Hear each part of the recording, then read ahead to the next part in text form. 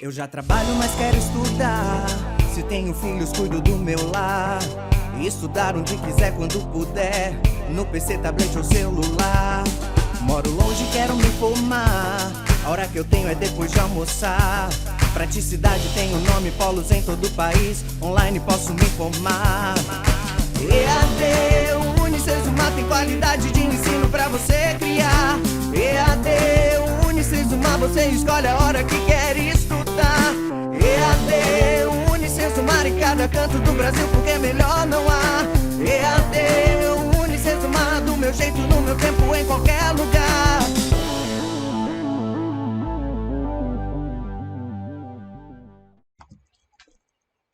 Olá, alunos, sejam bem-vindos. Professor Rafael aqui juntamente com vocês para ministrar essa aula da disciplina de Algoritmos e Lógica de Programação 1.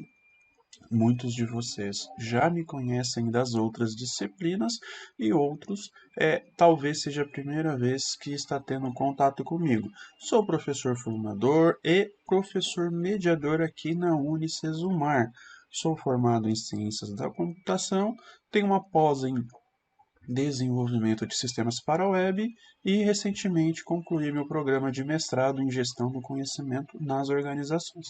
Bom, nós iremos trabalhar juntamente com vocês nas disciplinas de Algoritmos e Lógica de Programação 1 e Algoritmos e Lógica de Programação 2. Tendo dúvidas nas disciplinas, encaminhe para os nossos mediadores, tá? Que eles estarão atentos e apostos para auxiliar vocês e, caso necessário, eles irão entrar em contato comigo. Bom, o objetivo dessa nossa aula de hoje é proporcionar para vocês o início do desenvolvimento, né, de pequenos sistemas que têm por objetivo, né, resolver um problema de forma computacional, tá? Bom, nesta aula nós iremos abordar alguns conceitos que estão baseados, né, que foram seguidos ali pelas aulas conceituais gravadas pelo professor Pietro, as 3 primeiras aulas conceituais da unidade 1 do seu livro. Eu espero que vocês já tenham assistido praticamente todas as aulas do professor Pietro, já tenha lido aí, né, as unidades do seu livro, pelo menos a unidade 1, que é o conceito objetivo, o principal dessa nossa aula de hoje. Irei passar com vocês, de forma breve, os conceitos básicos de um algoritmo, quais são os processos para a construção de um algoritmo, quais são os tipos de algoritmos existentes, qual que é a estrutura do algoritmo, o que é uma entrada, o que é um processamento, e o que é uma saída. Então, estes são os nossos pontos que serão trabalhados na nossa primeira aula da disciplina. Prontos? Vamos lá então. Bom, o que é um algoritmo? Né? O algoritmo ele é uma sequência finita de instruções criadas para solucionar um problema, tá? Ou ainda, são passos necessários para alcançar um objetivo bem definido. Ou seja, eu possuo um problema, tá? Esse problema você tem que dividir ele em processos. Você precisa separar em passos, você precisa quebrar esse problema para que você possa, aos poucos, ir vencendo as etapas deste problema. Vencendo essas etapas, você consegue chegar no final com um produto de software, com um produto, não precisa ser teoricamente de software, mas o nosso objetivo é ser de software, ele chega com a conclusão de um sistema. Tá? Então, processos. Né? Um exemplo, vou ler a variável A, vou ler a variável B, vou fazer um processamento de A vezes B, depois eu vou pegar esse resultado do processamento de A vezes B, subtrair da variável D, ou seja, tudo isso são passos que você necessita que o seu programa, né, realize. Tá? Então, um algoritmo é uma sequência finita, porque ela tem um fim, tá? De passos. E cada passo que você der no seu sistema, ele deve ser muito bem definido. Ok? Existem diferentes algoritmos que vão chegar no mesmo resultado. tá? Se eu pegar 5 alunos e passar o mesmo problema para esses 5 alunos, cada aluno vai ter uma forma diferente de separar esse programa em processos, né? Às vezes vai ter um aluno que ele necessita fazer esse processo com mais passos do que um outro aluno, né? Às vezes um aluno A ele faz um programa tão complexo, né? Enquanto o aluno B faz um processo mais simples, mas ambos vão chegar no mesmo resultado. Ou seja, tem que chegar no mesmo resultado, porque se chegar em resultado diferente, algum fez algum procedimento ali, alguma tarefa que acabou dando errado, ok? Bom, mas para que eu possa começar a construir os nossos algoritmos, nós precisamos ter algumas propriedades do algoritmo, né? Por exemplo, a finitude, né? Ou seja, o algoritmo deve ter um número finito de passos, tá? Não existe um número limite. O algoritmo tem que ser feito em 5 passos ou em 10 passos. Não há esse limite. A clareza. Então, cada passo deve ser muito bem claro, deve ser muito transparente. Tem que evitar a ambiguidade das informações, tá? Deve servir para uma classe de problemas, ou seja, aquele algoritmo você tem que tentar seguir o máximo de padrão possível, né, para que de forma que o que ele vire um padrão, você possa reaproveitar aquela parte daquele algoritmo para um outro problema, por exemplo, né? Eu preciso trocar 10 lâmpadas. Como que eu vou trocar 10 lâmpadas, né? Simples, você faz um processo e replica ele para os outros processos que necessitam utilizar a função de troca de lâmpada, tá bom? Bom, as propriedades. Agora são os passos para a construção desse algoritmo, né? Então, primeiro passo, compreender completamente o problema. Esse é o ponto focal. Você tem que se colocar, né, no local da pessoa que vai utilizar o sistema. Ou seja, você precisa compreender, né? Você precisa aprender, ou seja, você precisa ter a empatia do problema. Ou seja, se eu crio essa empatia, se eu pego esse problema para mim agora, eu tenho maior domínio desse problema. Eu tendo maior domínio deste problema, eu vou conseguir vencer partes por partes do nosso objetivo. Mas se eu não pegar essa empatia, se eu não conseguir entender o que realmente a pessoa que necessita do sistema, eu não vou conseguir desenvolver um sistema 100%. Eu vou ter muitas dificuldades. Dificuldades nós vamos ter, mas você precisa compreender os limites desse sistema. Eu preciso compreender que eu preciso calcular uma fórmula de Bhaskara, eu preciso calcular a fórmula do cálculo da área do quadrado. Eu preciso ter esses conceitos, tá? Isso é o que nós pedimos no passo 1. Depois, você definiu o que é o problema, você compreendeu o problema. Agora, quais são as entradas? Vai necessitar ter a entrada, né? Uma entrada externa, uma entrada interna do banco de dados.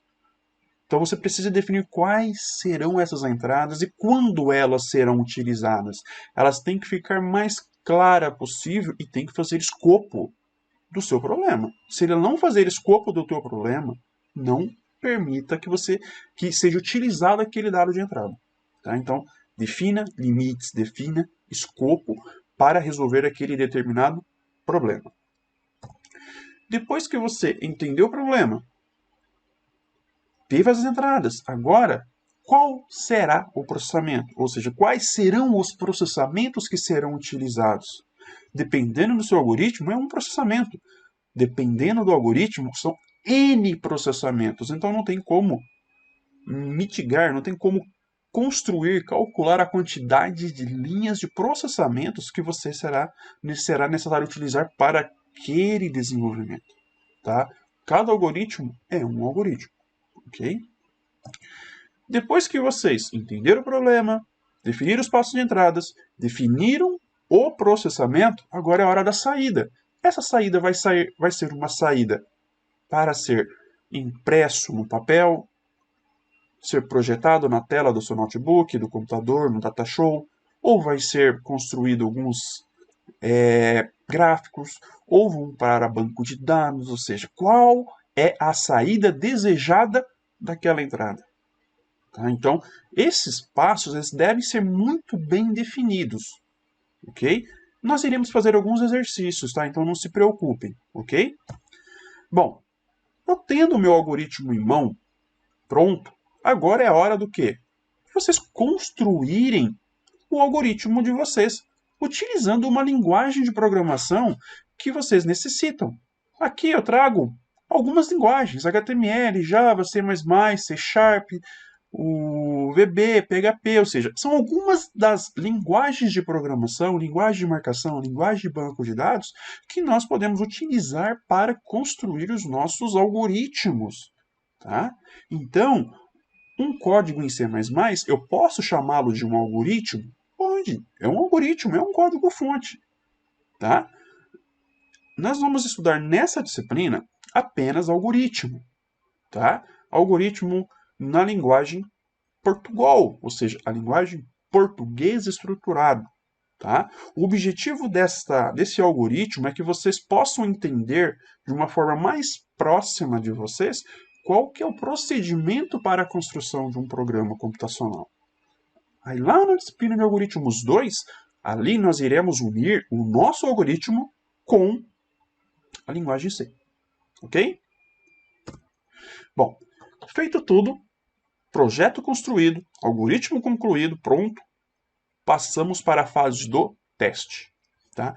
Essa fase é a fase mais importante do teu algoritmo. Por que ela é a mais importante? É a fase no qual você vai fazer a validação das suas instruções. Tá? Aqui eu trouxe apenas no final. Mas o interessante é que você produza o teste de mesa de acordo com a entrada e os processamentos que você está trabalhando. Defina alguns pontos no teu algoritmo e vá fazendo os testes de mesa para verificar se você está obtendo os valores corretos para que possa ser prosseguido, né? Para que possa prosseguir com o andamento do próximo processamento. Ok? Então nós iremos trabalhar com o teste de mesa. Bom, apenas uma imagem para ilustrar, então nós temos ali o problema a ser resolvido no centro, correto? Aí nós temos a entrada dos dados, os processamentos e as saídas. Só que isso é um ciclo, né? Eu posso, a partir da saída daquela função, daquele procedimento, já engatar ele numa entrada de um outro procedimento, de uma outra função, de um outro processamento de dados. Então, ele é um ciclo, ele tem um limite de processamento. Né?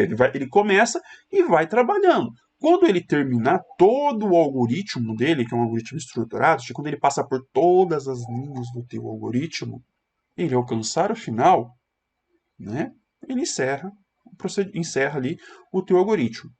E apresenta um resultado, dois resultados, né, ou apresenta todos os resultados novamente na tua tela, tudo de acordo com a sua necessidade. Tá?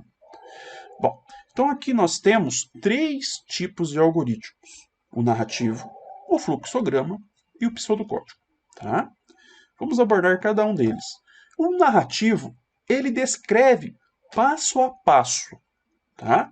Esse passo a passo é na nossa língua mesmo, língua mãe, língua nativa. Tá? Eu vou escrever passo 1, faça tal coisa, passo 2, faça tal coisa. Por exemplo, eu trouxe 2 exemplos para vocês. Como ligar o automóvel e como realizar uma ligação telefônica. Notem, eu produzi isso, o professor Pietro pode produzir o mesmo algoritmo de uma outra forma. Você pode produzir também o mesmo algoritmo, só que de outra forma. Tá? Por exemplo, ligar um automóvel. Passo 1, abrir a porta do carro. Passo 2, entrar no carro. Passo 3, colocar a chave na ignição. Tem carro que não tem nem chave, é só você apertar um botão. Passo 4, colocar a marcha em neutro. Passo 5, girar a chave no sentido horário. Passo 6, soltar a chave. Então, assim, isso foi um algoritmo simples. Mas você pode produzir esse algoritmo com 2 passos, 3 passos, 15 passos, depende. Tá bom? Para realizar uma ligação telefônica, encontrar o número, retirar o fone do aparelho do gancho. Hoje quase nem se usa mais telefone, mais é celular, mas tá aqui. Tá? Ou seja, para você construir um algoritmo, um programa computacional, você não vai fazer um algoritmo desta forma narrativa. Isso pode te auxiliar a entender os passos do sistema, tá? Mas você não vai desenvolver lá 150 mil passos. Mas é um geral. Isso aqui é interessante que fica como um geral para que vocês possam entender como que é a nossa construção do nosso algoritmo, né? Quais são os passos que eu necessito ter para realizar aquele algoritmo. Isso é importante, tá? Principalmente para que vocês estão agora, né? Muitos estão começando com o desenvolvimento de algoritmos. Né? Tem alguns que já tiveram contato e outros que está sendo o primeiro contato. Então, ele é muito importante, tá? Mais dois exemplos, tá? Então aqui nós temos, olha só, forma 1 e forma 2. Multiplicar dois valores. Passo 1, valor 1. Passo 2, ler valor 2. Passo 3, multiplicar o valor 1 com o valor 2 e armazenar o resultado em valor 3. Passo 4, imprimir o valor 3. Olha a forma 2. Entrar com o valor 1, entrar com o valor 2, multiplicar o valor 1 com o valor 2. Vejam, algumas diferenças, mas está sendo a mesma coisa. Passo 4, armazenar a multiplicação no valor 3, né?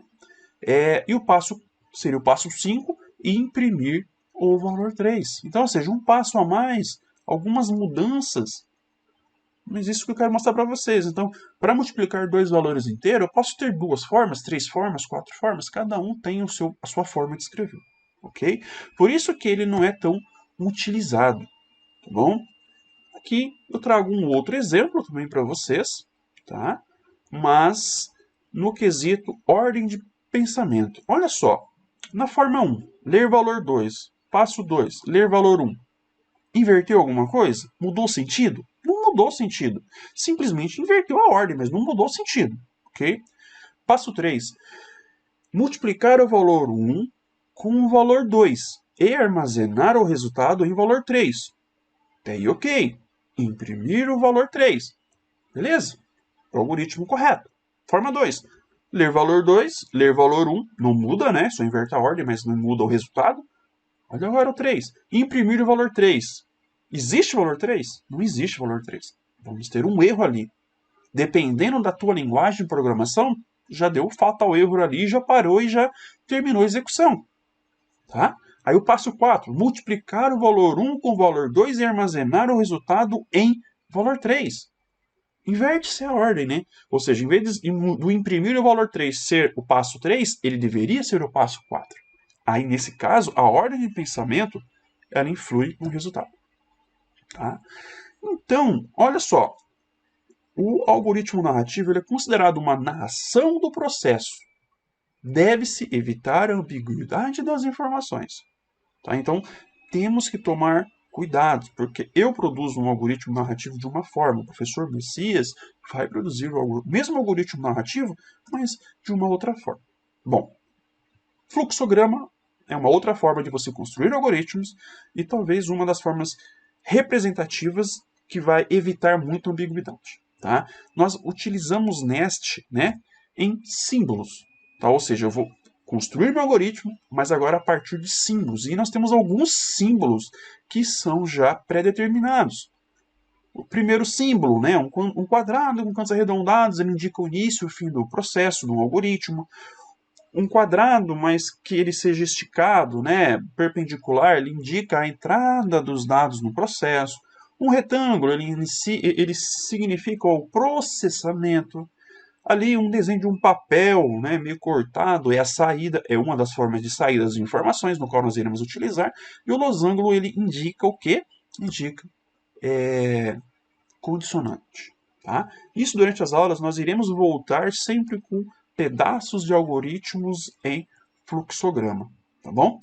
Bom, o nosso exemplo, né, da multiplicação de dois valores, então nós temos passo 1, ler valor 1, passo 2, ler valor 2. Esses dois passos estão ali no segundo símbolo, né? N1, por exemplo, foi o nome da variável que eu coloquei, vírgula N2, ou seja, naquele retângulo eu estou indicando que deve ser entrado dois valores. E aí nós temos no quadrado a multiplicação de N1 e N2. E aí a letra M, a variável M, está recebendo o N1 multiplicado pelo N2. E aí depois eu imprimo a letra M, a variável M.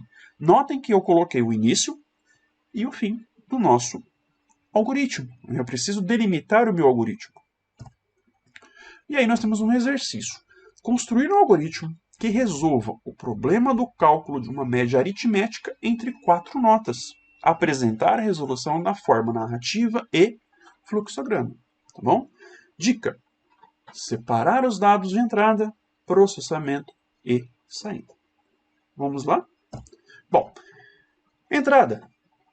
4 notas. Nota 1, nota 2, nota 3, nota 4. Mas podem ser outros nomes. Valor 1, valor 2, valor 3, valor 4. Pode ser. Tá bom? Processamento. Média. Eu quero calcular a média. Então, nada mais justo do que eu colocar a média.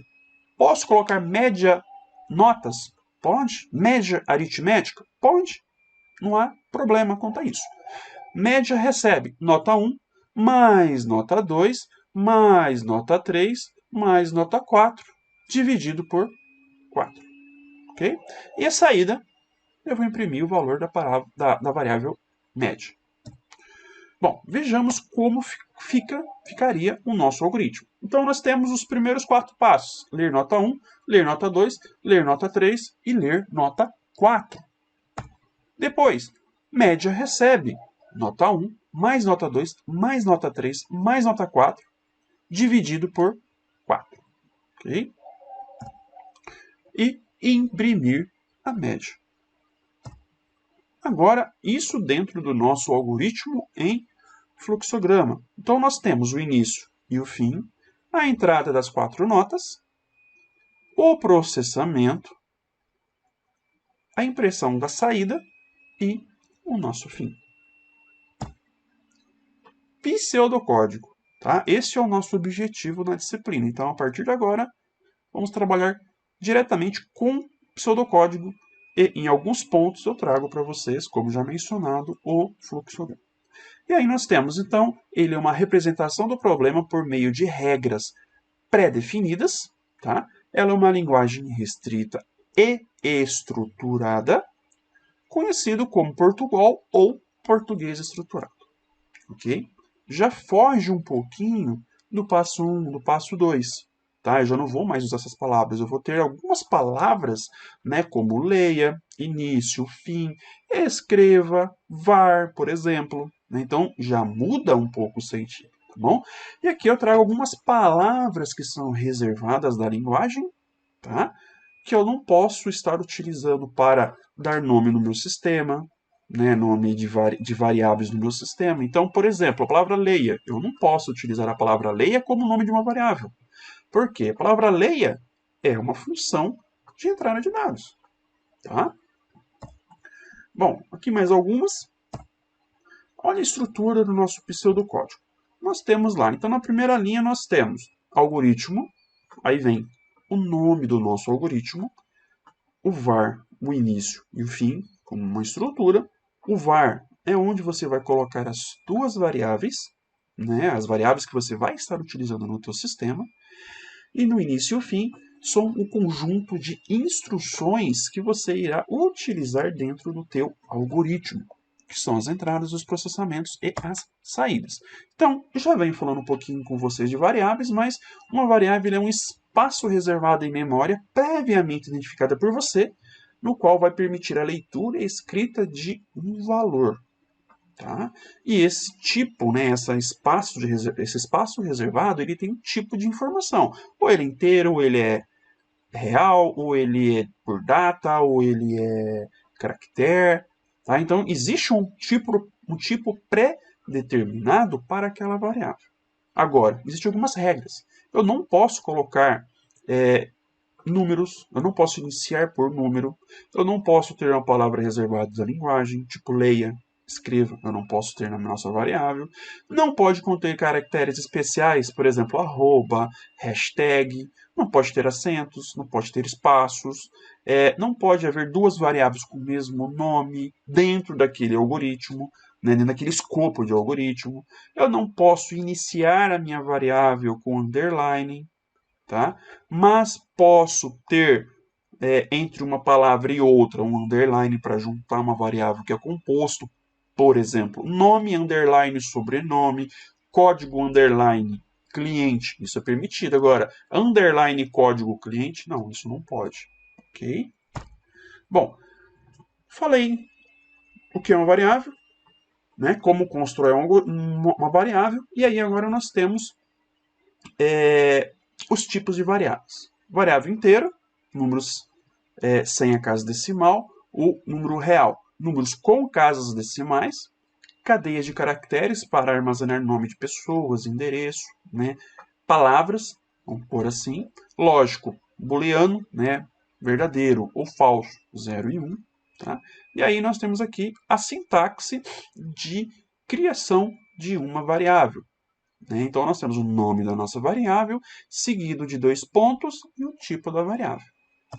Vejamos, então aqui nós temos o var, coloquei identificador, 2 pontos, tipo.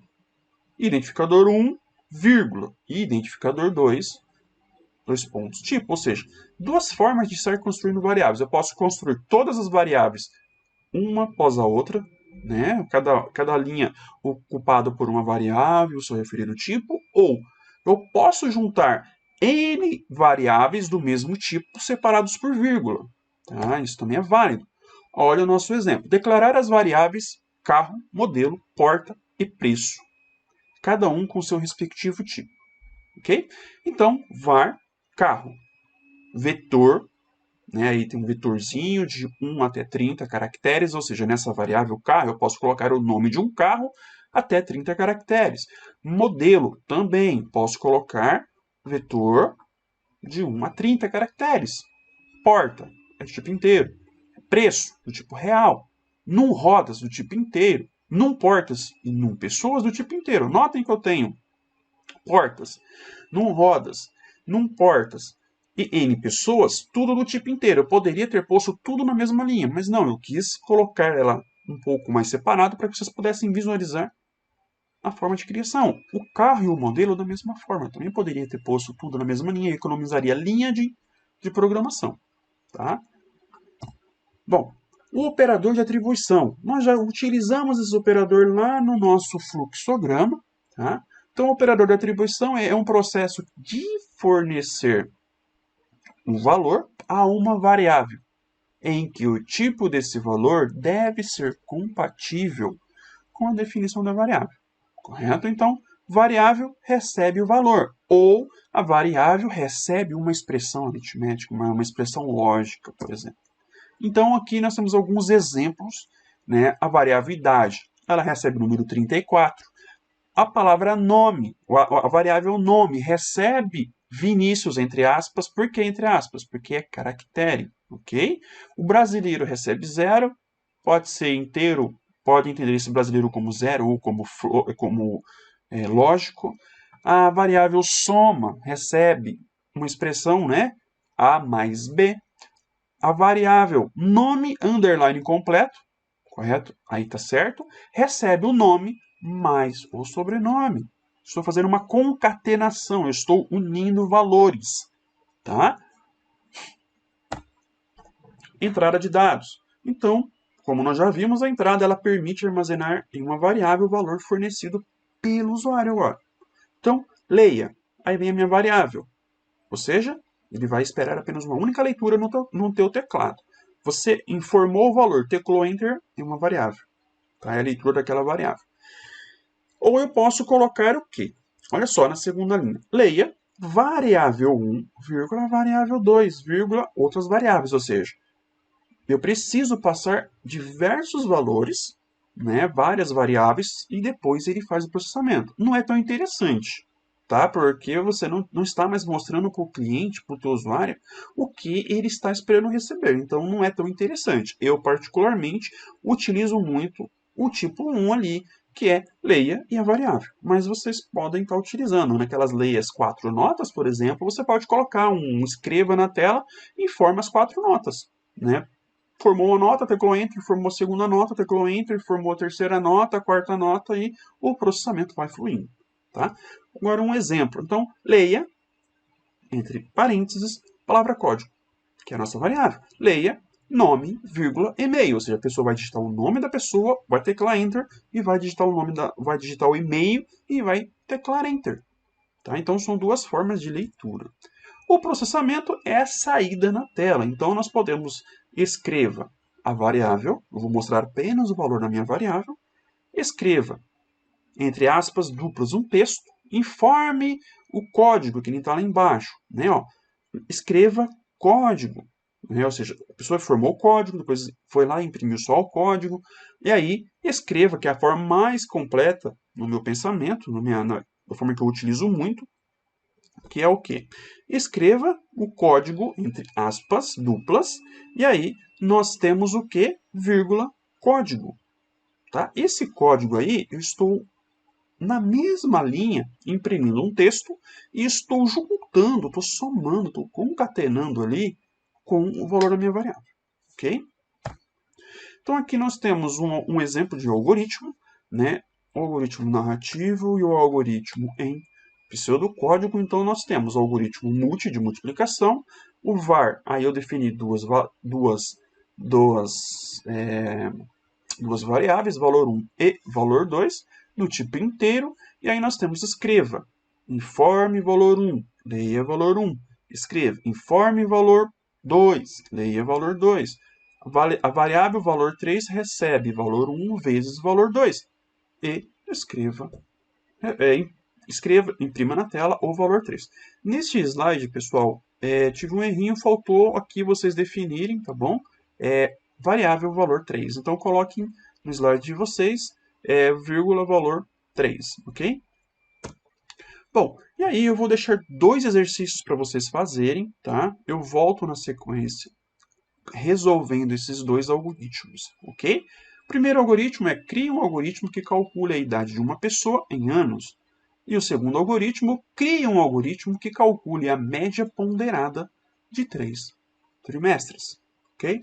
Pessoal, eu agradeço a participação de todos nesta aula e eu espero vocês na nossa live da aula 1, que será executada na próxima terça-feira, ok? Agradeço a todos, fiquem com Deus. EAD, Unicentro, do meu jeito, no meu tempo, em qualquer lugar.